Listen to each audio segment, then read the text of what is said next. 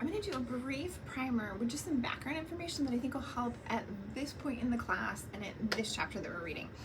So a lot of what we're seeing rhetoricians care about and rhetorical educators care about is the idea of literacy. So we still have a definition today of literacy. Here in America, we typically define literacy as the ability to read and write at approximately an 8th grade level. But when we say that, even here in America, we're like, but it's not just reading and writing at an 8th grade level.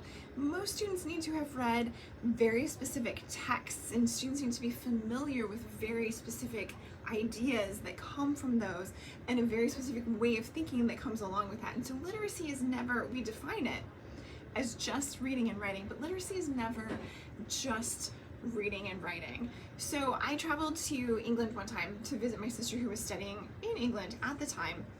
And we went on one of those big red bus tours, and it was my first day there. So massive jet lag because I was coming from the West Coast at the time.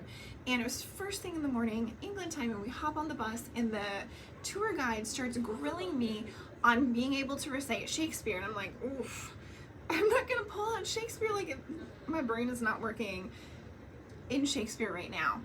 And he starts railing against the American education system and how it was failing youth and we're so dumb and blah, blah, blah. And okay, whatever, that part we're not going to get into. What's really important for this conversation is his definition and conception of literacy and what matters and what you're supposed to know is not only cultural and ridiculously privileged, both, but it was also very British.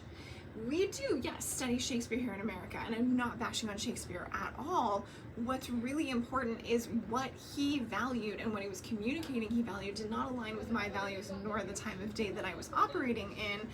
And so we had a complete mismatch, which he blamed on the education system. That's how complicated literacy is. So when we say reading and writing, it's really this huge cultural competence that we're expecting and that we expect students to gain as a part of their education.